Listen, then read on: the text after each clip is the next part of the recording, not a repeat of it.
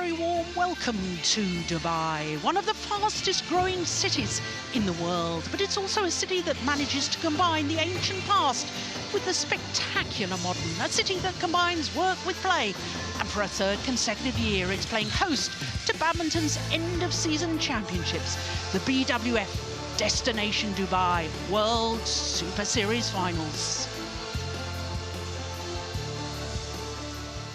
So yesterday, on day 2 of competition at the Hamdam Sports Complex, we saw some tremendous matches. The new Olympic champions, Matsutomo and Takahashi, beating last year's champions in the women's doubles. In the men's doubles, the Olympic silver medalists, Go and Tan from Malaysia, they had to battle hard 3 games against Chinese youngsters. And in the women's singles, the current world #1, Tai Su Ying, overcoming the former world #1, Ratchanok Internon, in 2 straight games. The men's singles, and they're very much in form. Song Wan Ho, he recorded another victory, this time over the Olympic bronze medalist, Victor Axelsen of Denmark. If I want to win, then I have to play with not so many mistakes. The 3-time former champions in the mixed doubles from Denmark, Fischer, Nielsen and Pedersen, were too good for the Olympic champions, Ahmad and Nasir. And then we finished with women's singles, and Sun Yu has won all of her matches so far, beating yesterday the Olympic silver medalist, which means that PV Sindhu must reverse the Olympic final if she is to qualify for the semi-final stage. This event is the culmination of the 12 tournaments on the MetLife BWF World Superseries, the elite tier of tournaments throughout the year. And it's the ranking points game from just those 12 tournaments which has determined the top 8 players and pairs in each of the 5 disciplines.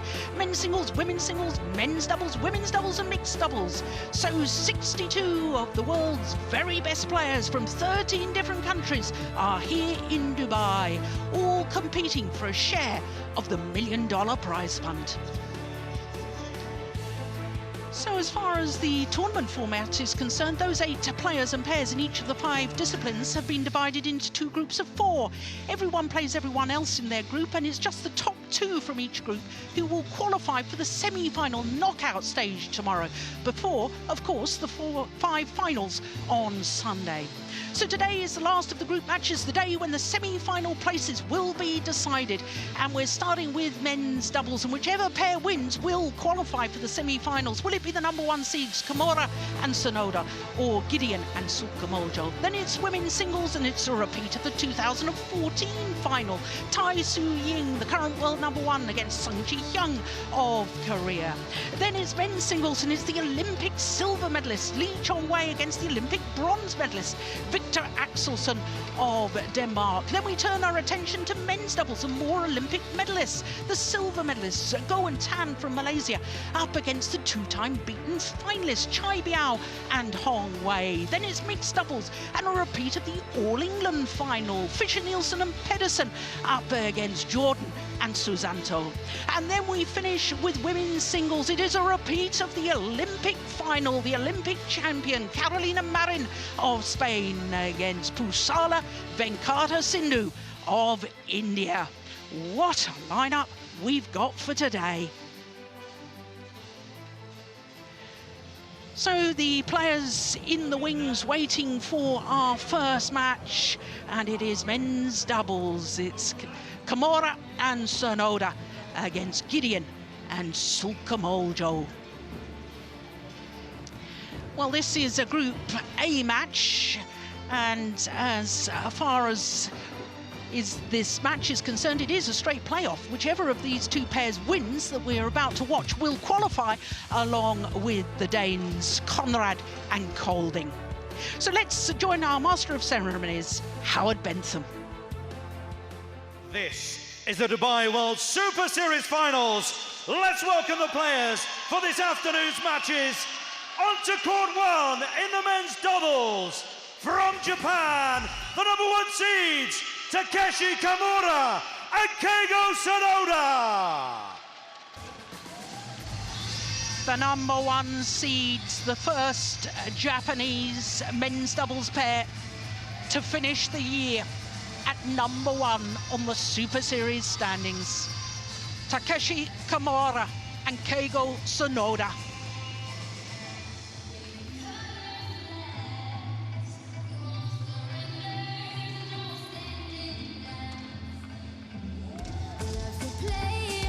And let's give it up for their opponents, the number 4 seeds from Indonesia, Marcus Fernaldi Gideon and Kevin Sanjaya Sukamuljo.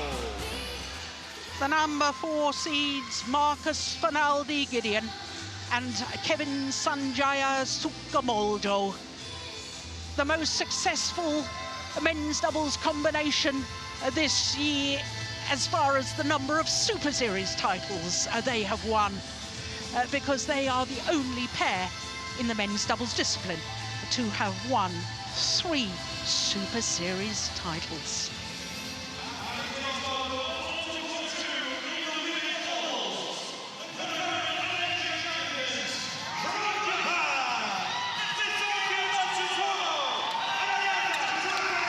Well, all 4 players on court making their debut at the Super Series finals. Both pairs on court winning maiden Super Series titles this year. For the Japanese combination, they won the very last Super Series of 2016, the Hong Kong Open. For the Indonesians, 3-time winners in India, Australia and China. So Keigo Sonoda, the 26-year-old, he and his partner enjoying their 3rd week at a career high of 5. As I say, they finished the year as number 1 on the Super Series standings, having competed in all 12 tournaments. So his partner, also 26 years of age, and he's from Saga in northwest of the island of Kyushu. One of 5 men's doubles pairs making their debut at the Super Series finals, and one of 5 pairs, as I say, that have won a maiden title this year, Super Series title, that is. Well, in their opening match, they lost to the number 7 seeds, Mads Conrad and Mads Koling, the European champions, in 2 straight games. And then yesterday, they beat the number 5 seeds, Pratama and Suwadi, again in 2 straight games. So that means they've won 1 and lost 1. So to their opponents, Marcus Fernaldi Gideon, 25 years of age, born in Jakarta. And they, like their opponents, are currently at a career high. They're enjoying their 4th week as world number 4s. They played 10 of the 12 Super Series tournaments. They missed Japan and Korea. Sukamuljo from Bangui-Wangi, and they are standing 1-1 as far as their group matches are concerned, because on Wednesday they beat their fellow Indonesians, Angga Pratama. Players ready to play. And Suwadi. They too lost to the Danes, Conrad Pedersen and Kolding. They lost yesterday in 2 straight games against their teammates. It was a thriller, I can tell you, those 3 games. So this is the 3rd meeting between these 2 pairs, and honours are shared so far, 1 win apiece. But the last time they met, which was in the quarter-final of the Asian Championships in Wuhan in China, that was a thriller, as you can see. 3 games, 1 hour and 11 minutes before the Japanese pair won that one. So Rana de Silva from Sri Lanka, our umpire for this one. Christian Johannesson from Denmark, our service judge.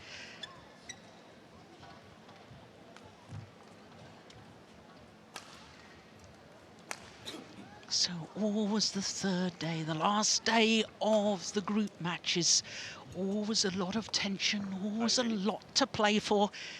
Steve Pedersen, former head coach to the Danish national team. How did you get your players to deal with this tension and knowing that it's a straight playoff, this match? Keigo, Sonoda, Whoever Japan. wins this goes through to the semi-finals. And on my left, Most of the time, the motivation was really Gideon, easy. It was more about Kevin, sort of Sanjaya, Sukamuljo, trying to dampen the players' motivation a little bit, or not the motivation, but their anxiety a little bit ahead of the game. And it's so easy to say it's just a game like everybody else, but it's not. I mean, you want to go on to the semi-finals here, and they've experienced it over and over again in their career from they started playing badminton. So yeah, it's not just a game. no, and it's not easy to find the right level of concentration and readiness. No. Well, he's a very fidgety player. He's Keigo Sonoda.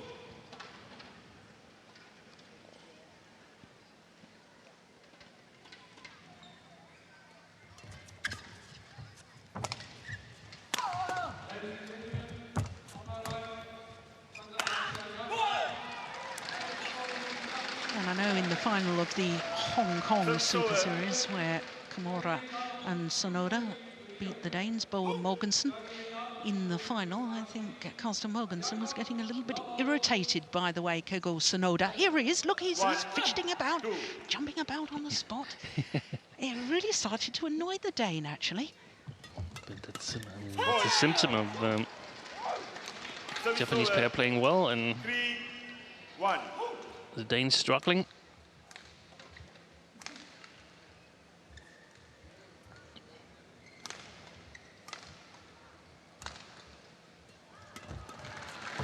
It's very rarely I've heard winners complain about wind or speed of shuttles or anything else. 4-1. But I've looked forward to this match because I think we could be in for some fireworks here. Both pairs are so quick on their feet and they're so quick with the rackets and so on. And whilst the Japanese pair are more solid and stable and play the shots you more or less would expect them to. This man, especially at the net, Kevin Sukamuljo, is in for, or is the man to make some surprising shots, and I think this could be a fantastic match.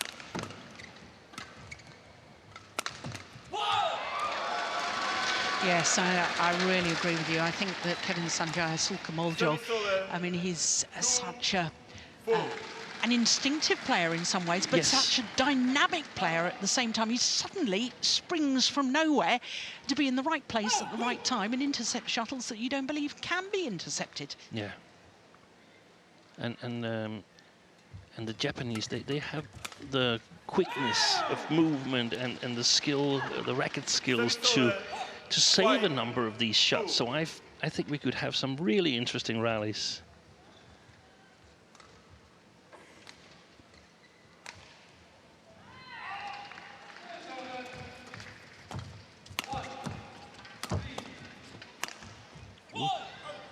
Yeah, casually just moves out of the way to let that flat smash go long of the back line.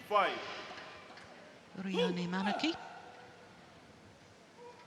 Originally from Indonesia, but he's been living in Japan for many years now and has been instrumental in the doubles developments of the Japanese pair. There he is. 6-3.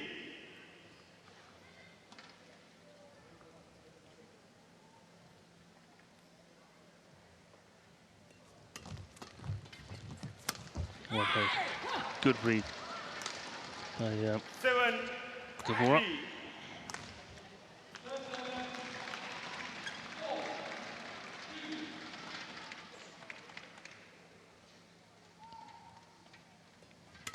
Oh dear, that's a shocking serve. Oh, there's a challenge. There's a challenge here because the Japanese pair, after a really shocking serve, very loose, thought that the return was hit long.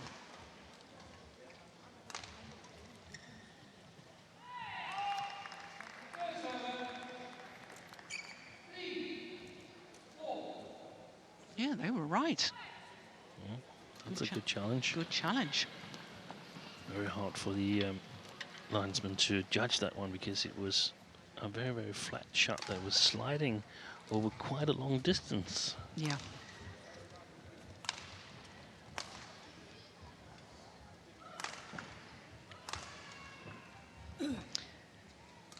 Well, I can tell you the reason for the delay is that, well, we've had the privilege of seeing it again and seeing that it was clearly out. It didn't go through to the giant screen, and therefore the umpire isn't quite sure what Hawkeye has adjudicated. No, what is that? No, the umpire called it in. That's wrong. Here, now, is he watching the giant screen now? There we go. There we are. Yes, he's seen it now. Correction. Out. Yeah. 8-3. All's well that ends well. Play.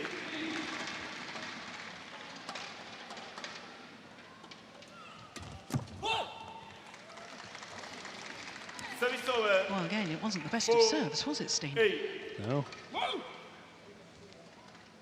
A sign of nerves, perhaps.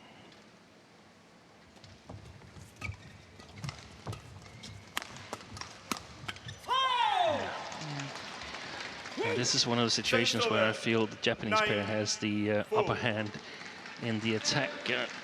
Also, the Indonesians, they don't have that solid defense that we normally see the Korean pairs or the Japanese pairs have. They have, as you say, more of an instinctive defense, and it's going to be challenged here because the Japanese players, they are so fast that they will have no problems following up and attack on and on again. I appreciate the point, and perhaps in this scenario, giving their opponents of today the very fast play. But I sometimes think with the Japanese pair, they want to play at 100 miles an hour the whole time. And I often think if they just changed it up a bit, I think Kevin Sanjaya, Sukamuljo, is good at changing up the pace. Yeah.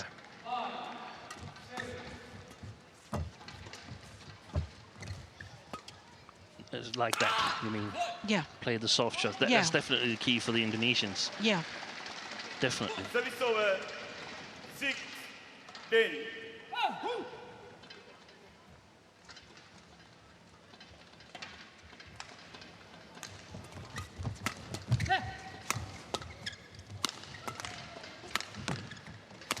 Oof.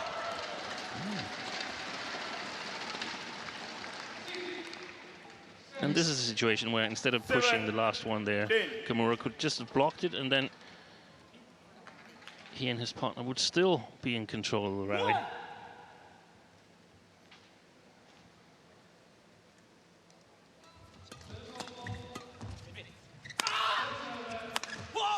Yeah.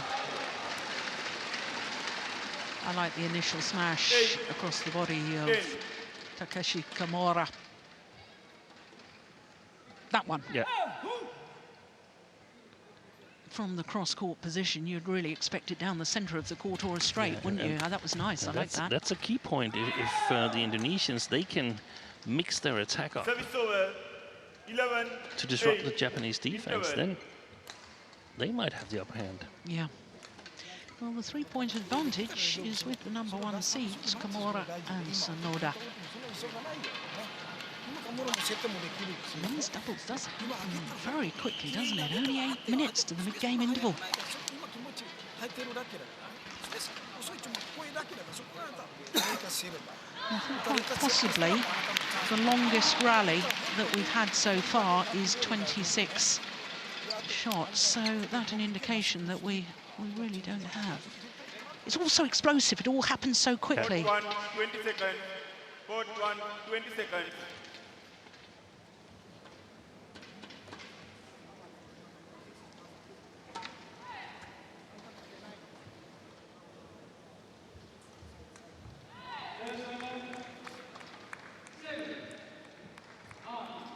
Look at him. 8, play. Never stationary, apart from when he's actually serving, which he has to be. Otherwise, it's a fault. You're not allowed to move your feet on your second. Look at him. Wonder how many calories he burns with those that extra sort of keeping on his toes the whole time.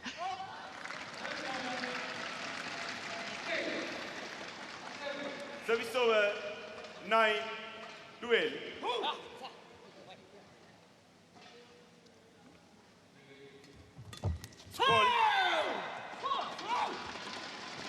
Service over 13-9.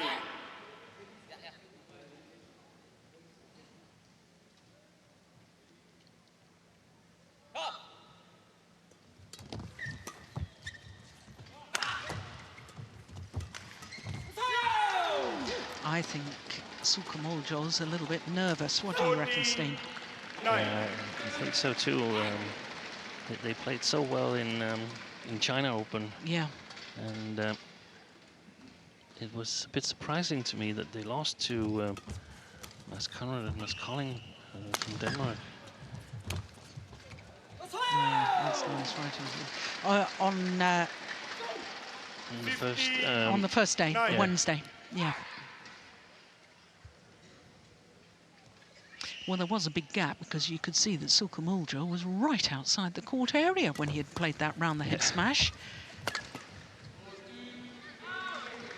And you're always telling me, Steen, that it's not just about keeping on the attack. You've got to keep your balance because you've got to expect the next one to come back. Yeah, and I mean, that's what the Indonesians have been really, really good at when they've played well in tournaments, that when they go all in on an attacking occasion, they usually win it. But that's what I'm interested in watching here, because I think the Japanese, they have the speed and the defensive skills to counter it. But it's always interesting to see what the Indonesians come up with, because they're probably the most innovative country in men's doubles. Uses all kinds of areas of the court. Kari Pamadi, who's coaching, is challenge that. Yeah, I think it's a correct call, but it was close. Yeah. Well, they haven't challenged, so they think the same as you, Steen. Sorry to interrupt. Yes, their coach, the Indonesian coach. You were telling about. Oh yeah, he's a very, very experienced coach, and he's service fault. Service fault, struck above the waist. He's seen a lot and come up with a number of creative solutions. I remember last year where Asan and Sechewan won this tournament here. They were in dire straits against Yo Sung and Lee Yong Dae in the group stage, as far as I recall, but beat them in. Or maybe they didn't play them in the group stage, but I think they beat them. Maybe it was for. Okay. Well, I can't really remember anything. That's obvious. I just remember they won, and I was a little bit surprised because it wasn't a hole that's really well suited for them. But they managed to come up with something that still got them a tournament win. Yeah.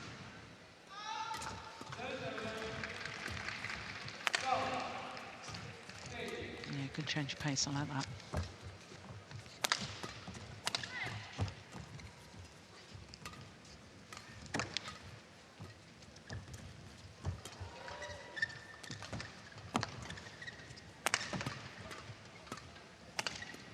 Good rally. Yeah, well played by the Japanese pair, and we saw a number of little deceptions on the net from Sukamuljo, and they are very efficient against taller players and heavier players.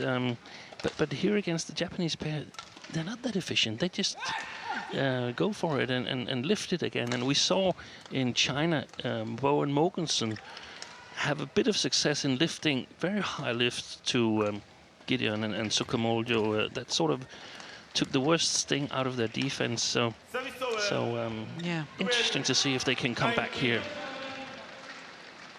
Well, Steen, just to clarify what you were talking about just now, it was actually the semi-final last year in the men's doubles that Sechewan and Asan beat Lee Yong Dae and Yu Young Sung, and it was a thrilling match. Oh, that's just wide.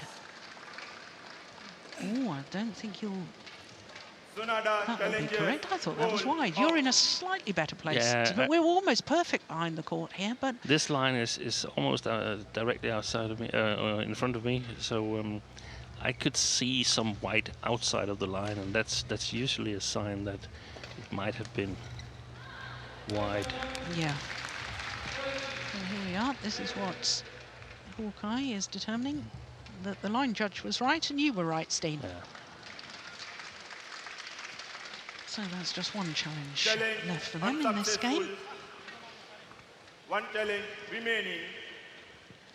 So they can carry on with peace of mind. 19. They weren't cheated in any way. Play.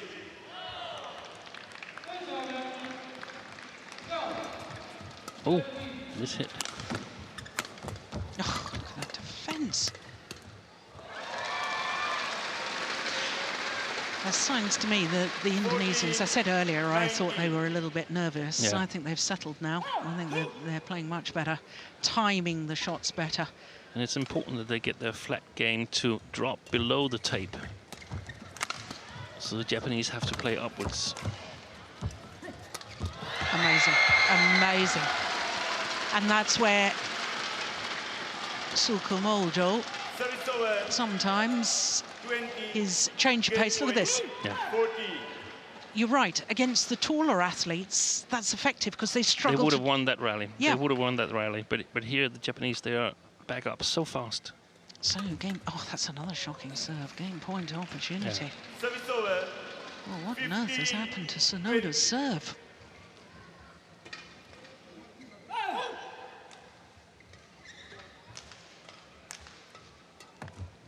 Good flick.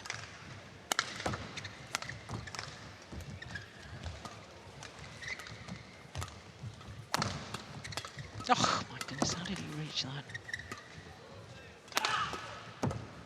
Yeah, and again.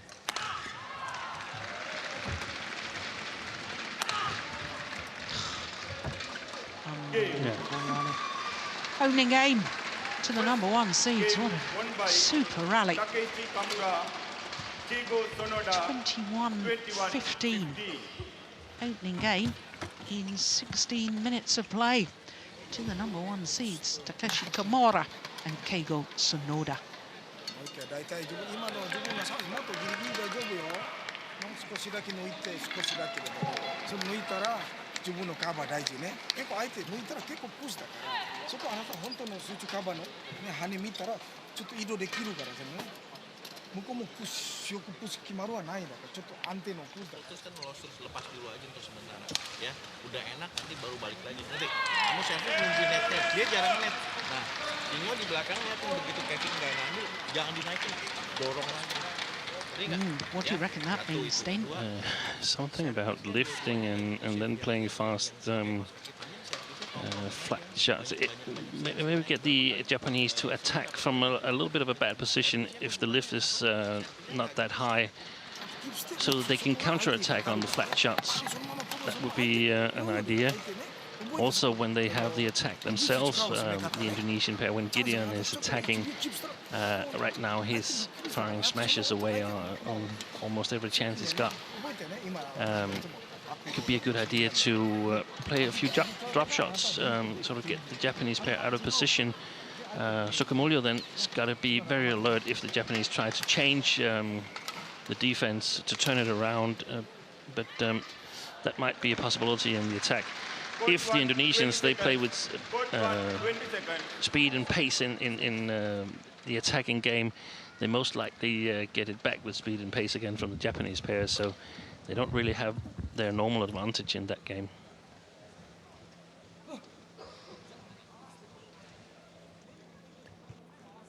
Second game, low wall. Play.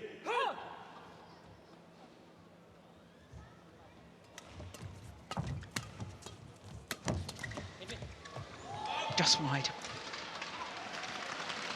Service Well, I over. think it's imperative that the Indonesians make a better start to the second game than they did the first.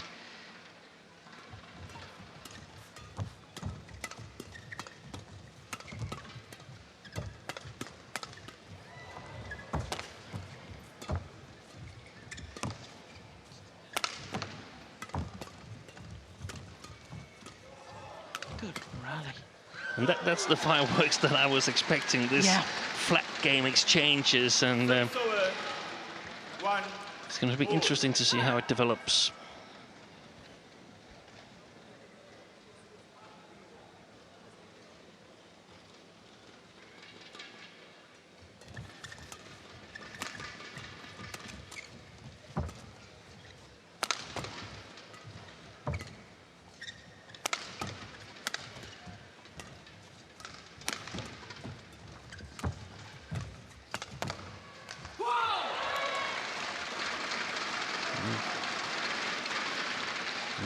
Gideon has strapping on his left knee and his thigh as well.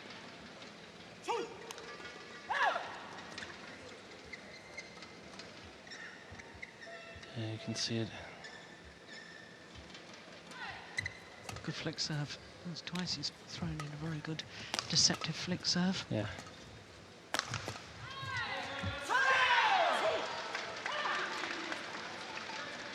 Service over, 2-all.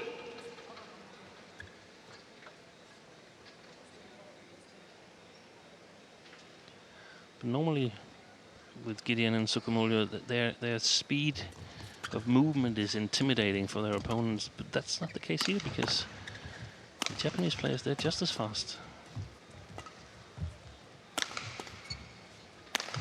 Oh, look at that.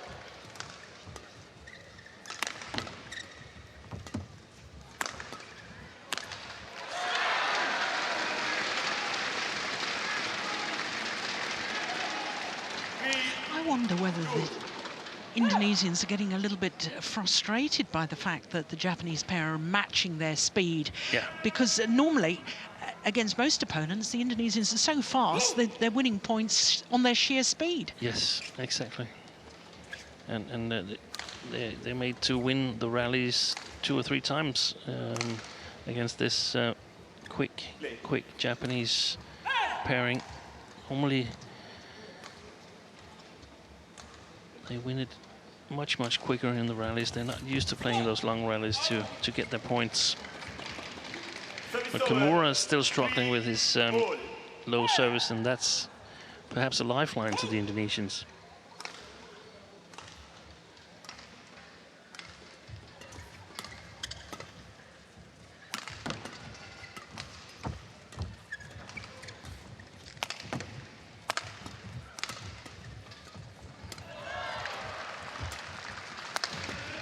Well played, well played. And here we saw in the beginning of the rally, Sukamuljo trying what more or less anticipated in the interval, that he was trying to play a little bit more patient in the beginning of his attack, but the Japanese pair, they turned it around immediately. So they're not being given any time to sort of get their composure in the attack. Gideon and Sukamuljo. Oh, that was going wide. Yeah. Good defense.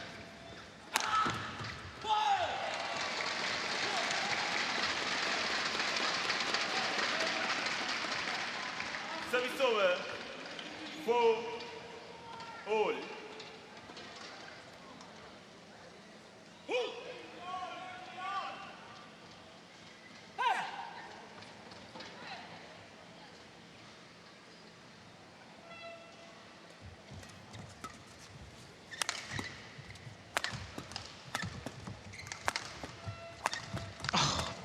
Goodness.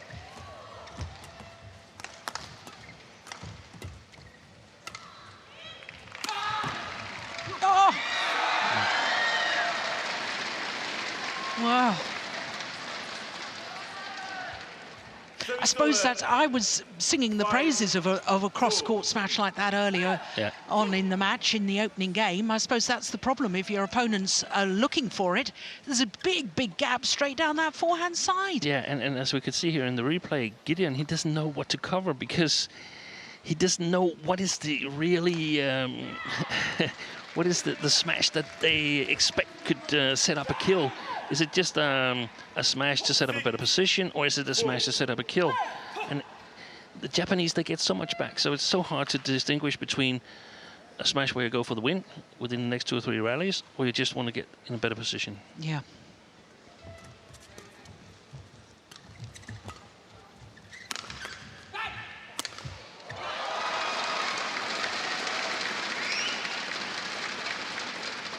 Service over. 5, 6. Here's a little bit of a bad defense from Sonoda. No. The final one was from Kamura. Yeah, Kamura. And I mean... But I think the one before was the one that really played them into problems. Oh, I like that backhand. Yeah. Oh. Challenge here. Their first challenge of the match, the Indonesians. It was called in. There was terrible indecision, wasn't there?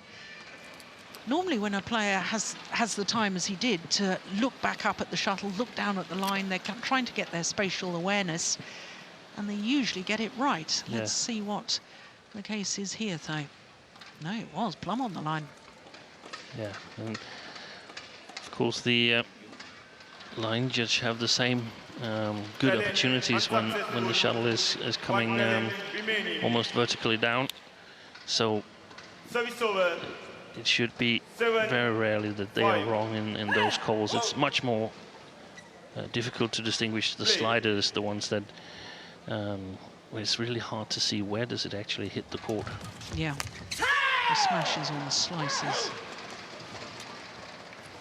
8, 5.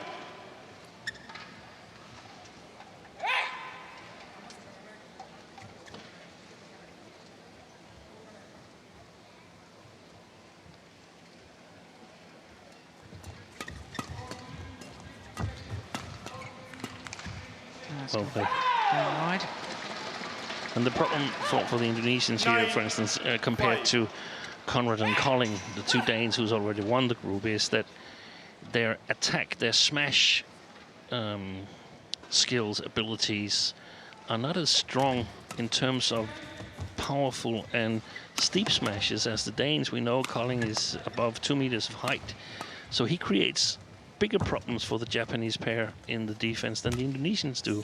Yeah. Indonesians rely mainly on quickness and speed, and that's no problem for the Japanese pair. Yeah, and also, I mean, I'm right at the start of the match, within the first couple of rallies, I was singing the praises of Kevin Sanjaya Sukamuljo and saying what an exciting player he was to watch. I've hardly talked about him since, because they're virtually neutralising him, taking him out of the game. But he's making a lot of good shots. They're just not winning. Yeah. They get it all back. 11, 5. Kamura and Sonoda. Yeah, well, they've got a handsome lead, haven't they? 6-point advantage, having already won the first. I think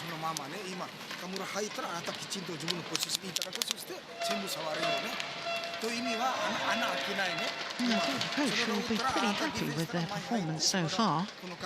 Yeah.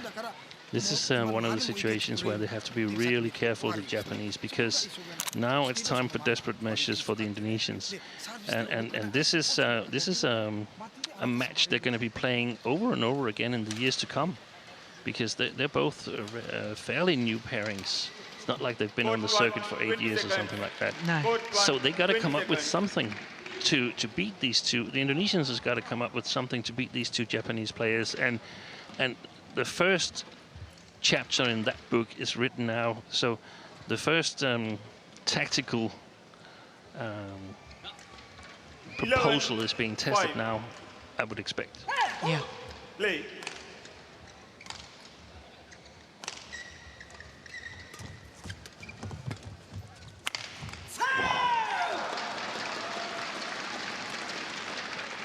What a reaction by Kamura.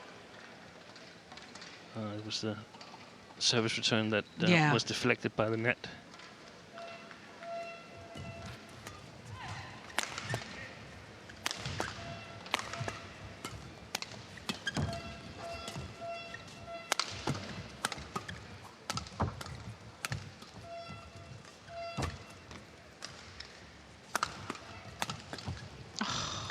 Don't believe it.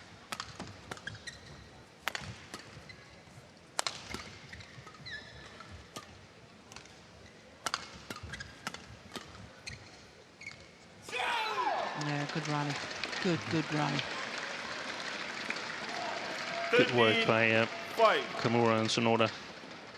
Yeah, could well be the longest rally of the match too. Look at those reactions. Look at the defence.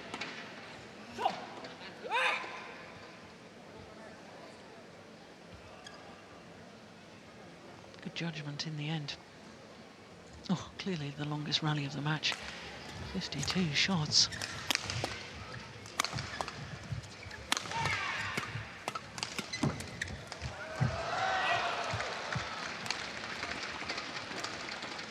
Service over. 6-13.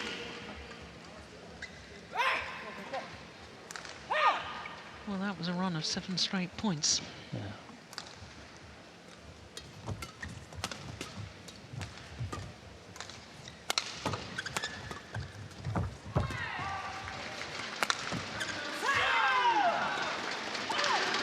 I think the Indonesians are trying to play a more, in quotation mark, normal men's doubles, trying to erase a number of the imaginative shots, but they're not really used to it, and the Japanese pair worked well. And why deviate from the style that you're so comfortable with? Yeah, because it's not working against Kamura and Sonoda, so they've got to come up with something else. Okay.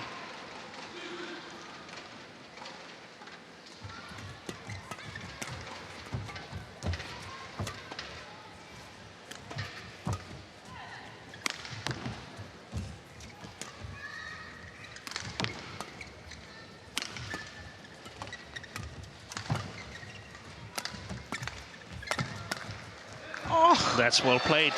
Well played. That's very good by the Indonesians. Fantastic defense. 8-14.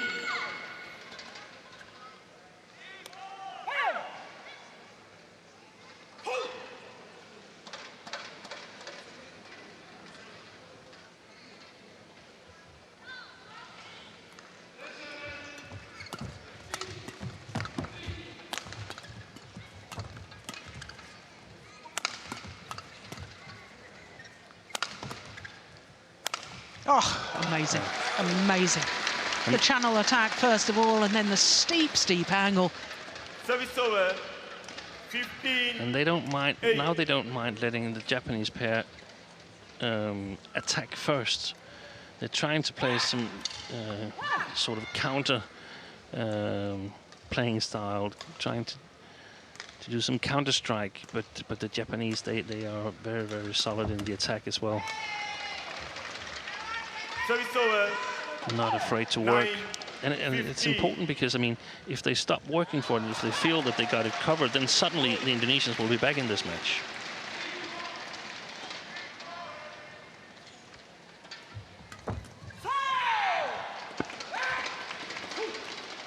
Service over.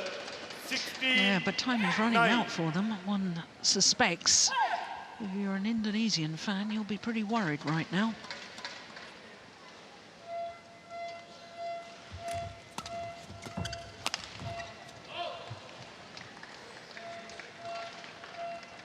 Service over. 10-16.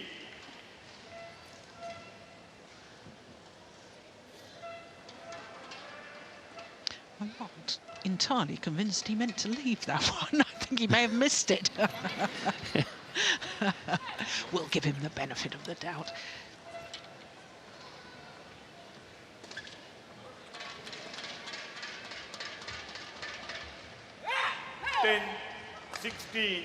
What's the score at the interval? 11-5? Yep. So it's a draw since the interval.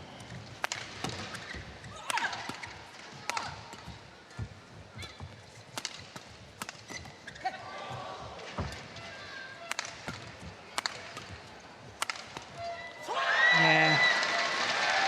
Good work by the Japanese pair. Yeah. Service over. 17-10.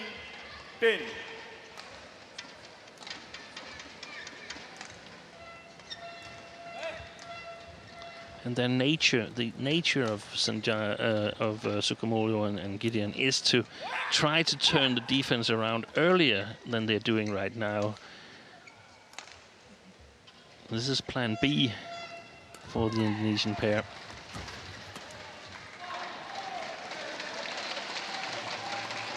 Service over. 11-17. Sanjay.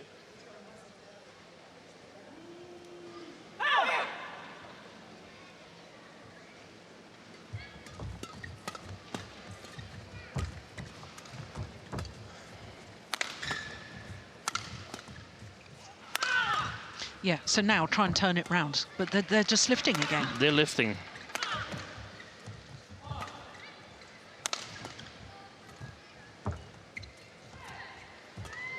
Now they've turned it.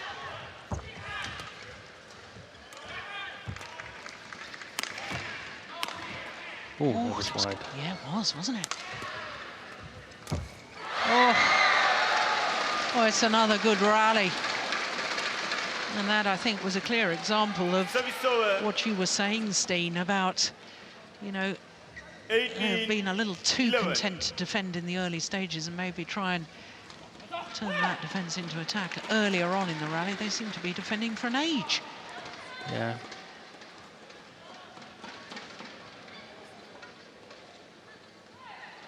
I think eventually the plan could succeed, but they need to go back home and practice their defense, in my opinion. So the Japanese, they have a number of rallies where they are able to penetrate after 5 or 6 smashes and so on. And if the Indonesians could win a bit more of those rallies, it would be a little bit disheartening for the Japanese pair. Yeah, I like that finish off. Just rolled the racket head, Yeah. changing the direction. 19-12. Watch this from Kamura. Yeah, nice. 2 points away from booking their place in the semi-finals. Service over. 13. Yeah, and it hasn't really become the fireworks that I expected, because Kamura and Sonoda, they've been too good. Yeah.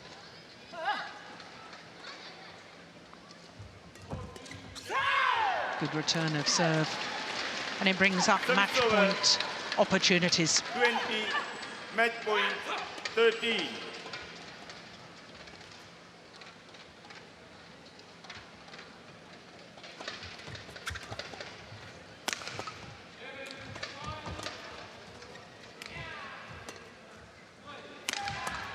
It's going wide. Service over. 14-20.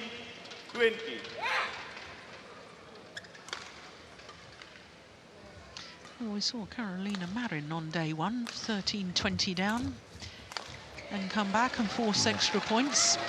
It's not beyond the realms of possibilities.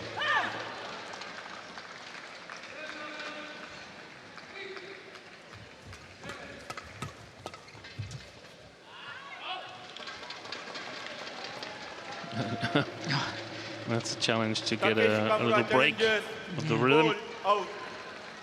Yeah, There's nowhere in the world that's in. No. Oh, we changed the scoring already. That was a little...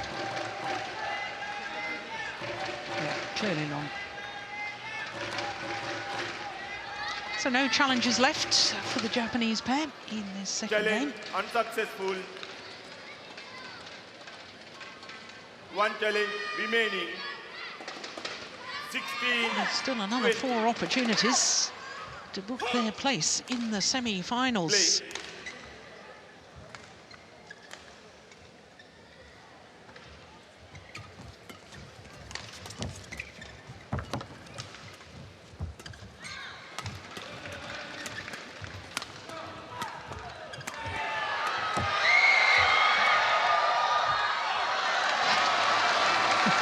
Extraordinary defence. 17-20.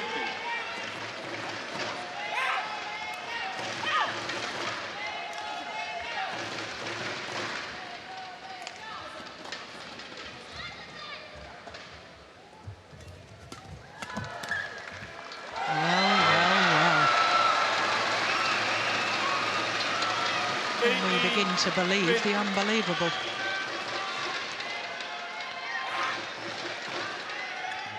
Five match points coming on, but 2 more remain for the Japanese pair.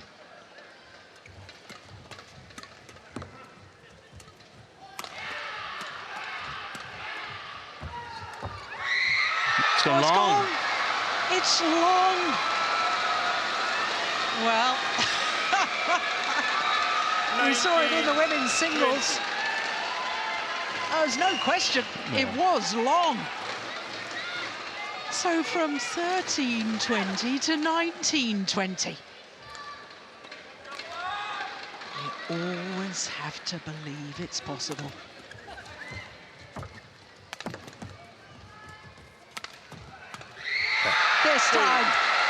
This time, the #1 seeds, Takeshi Kamura and Keigo Sonoda, convert. My goodness me, I thought we were going to have another match when we thought it was all over. Go the extra distance, Match won but by it wasn't to be. Takeshi Kamura. 21-15, Sonoda, 21-19 21-19. in a thrilling men's doubles. 38 minutes in total. And it means that the #1 seeds, Kamura and Sonoda, have booked their place in the semi-finals tomorrow. Well, there'll be an inquisition as to what happened from 2013 and why and how it got so desperately close. But the inquisition can wait, because they've got a semi-final to look forward to tomorrow.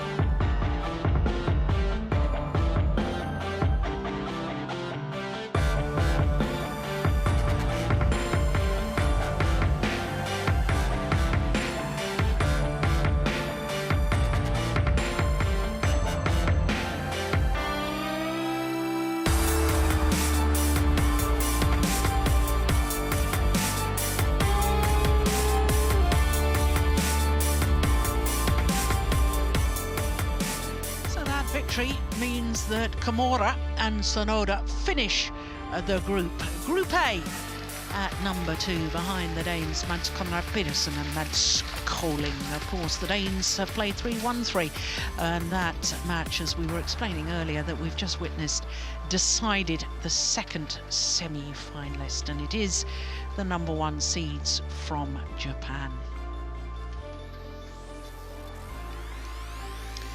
So after that thrilling men's doubles, next up is women's singles, and it's a repeat of the 2014 final at the Super Series finals. After that, we'll have men's singles, then we'll go to men's doubles, we'll have mixed doubles as well, and then we'll finish with a crucial women's singles, a repeat of that Olympic final. So much to look forward to.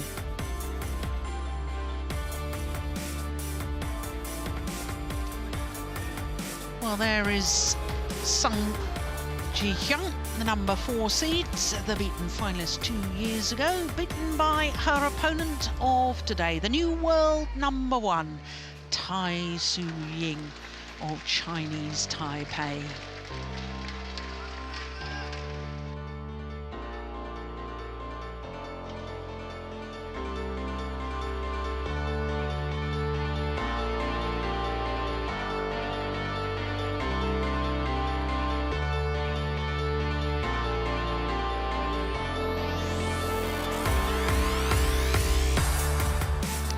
as far as the women's singles Group A is concerned, it's really fairly simple because with the sad withdrawal of Ratchanok Intanon earlier today when she was playing against Herbing Jiao, one of the two left-handers in the tournament, it means that all her results come out. Now, of course, with Herbing Jiao having lost her 2 matches against Tai Su Ying and Sung Ji Hyung, it means that she can't qualify. So Tai Su Ying and Sung Ji Hyung are the 2 qualifiers for the semi-finals. This is the Dubai World Super Series Finals Women's Singles. Let's welcome the players. First out from Chinese Taipei, the number 1 seed, Tai Su Ying. The new world number 1, Tai Su Ying, champion 2 years ago at the Super Series Finals, having been beaten finalist in 2013.